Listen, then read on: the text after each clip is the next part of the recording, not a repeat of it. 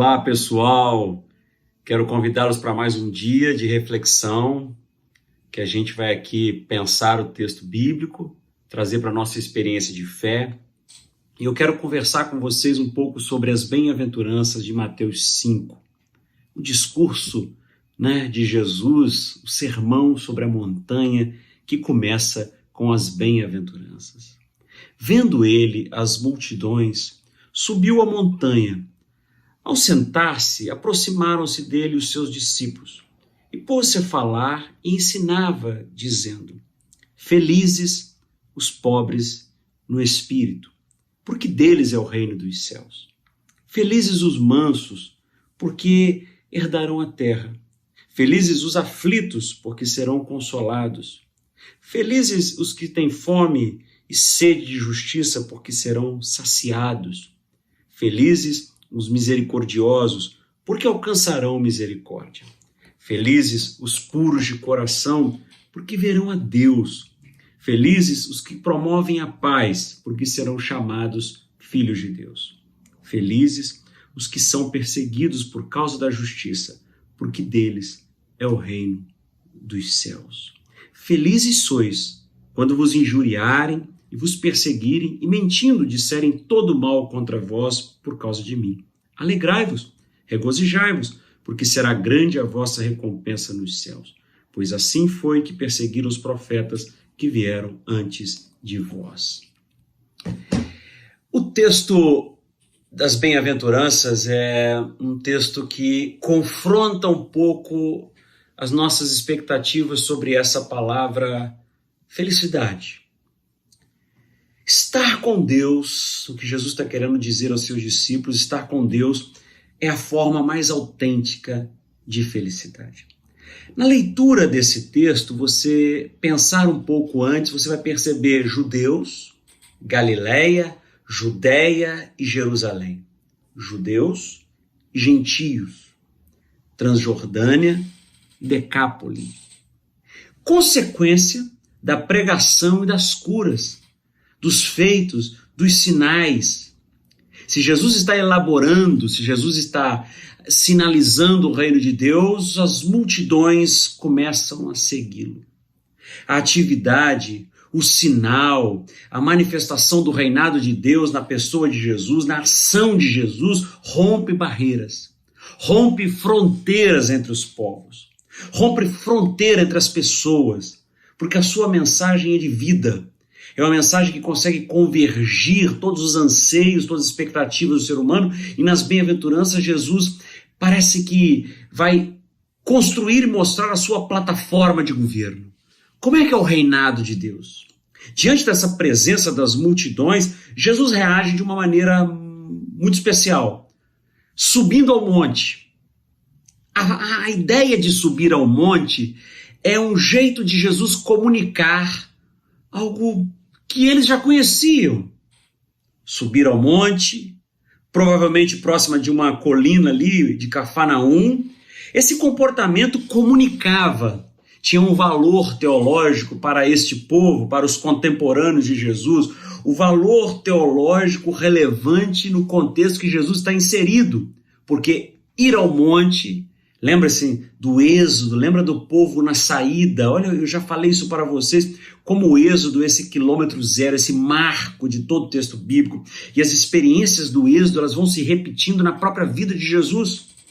Então, subir ao monte e falar do monte. Moisés subiu ao monte e ouviu do monte a voz de Deus. Jesus sobe ao monte e ensina, fala, prega do monte. Simboliza lugar de Deus. Simboliza a esfera divina que entre judeus, quer gentios ou entre gentios, Deus se comunicava com o seu povo. Jesus viu a multidão, Jesus se retira para o monte, Jesus não tem um comportamento de rejeição às multidões, Jesus não tem um comportamento de não querer falar com as multidões. A intenção de Jesus não é o distanciamento do povo, dos anseios do povo, mas um aceno, uma manifestação da sua plataforma, daquilo que ele vai fazer, daquilo que ele deseja anunciar, e por isso ele sobe ao monte como lugar sagrado que simbolizava a presença de Deus para explanar, para divulgar, para anunciar a sua plataforma daquilo que ele deseja fazer. Podemos dizer, é o plano de governo do seu reino. Jesus faz desse monte o quê? Um novo Sinai. Um novo lugar de anúncio, um novo lugar da manifestação de Deus. Promulgará, na presença de pessoas, na presença dessa multidão, na presença daqueles que o ouvem, ele vai anunciar o estatuto do reino. Definirá ali uma aliança. E ele começa a constituir nesse novo Sinai um novo povo. Se outrora no Antigo Testamento aquele povo ouviu do Sinai os desígnios de Deus, o que Deus estava elaborando, agora Jesus sobe ao monte, estabelece um novo Sinai, proclama como será o seu reinado e aí constituirá um novo povo. Jesus se senta, como era de costume das autoridades da época, dos mestres, os discípulos se aproximam e ao aceitar esse convite de Jesus, estas pessoas elas ouvem o discurso e elas estão respondendo positivamente a Jesus. Elas estão acolhendo a sua mensagem, elas estão rompendo com o passado. Se é um novo Sinai, se é um novo promulgar de experiências, de plataforma, de elaboração do seu plano, de como ele vai agir, qual será o seu sinal nesse mundo, este novo povo começa a romper com o passado. Jesus nas bem-aventuranças que nós fizemos a leitura, Jesus nos felizes para aqueles que, felizes os pobres de coração, felizes os afligidos, felizes os desapossuídos, Jesus está manifestando com essas bem-aventuranças que nós podemos traduzir para felizes como se estivesse trocando receitas de um remédio caseiro, massageando a dor do povo, massageando a dor do próximo, sendo companheiro na hora da desventurança, da tristeza, da frustração. Jesus ele começa a falar das boas novas, ele começa a anunciar as boas novas, não só de um jeito como elas estão escritas no Evangelho, mas, sobretudo, nas conversas.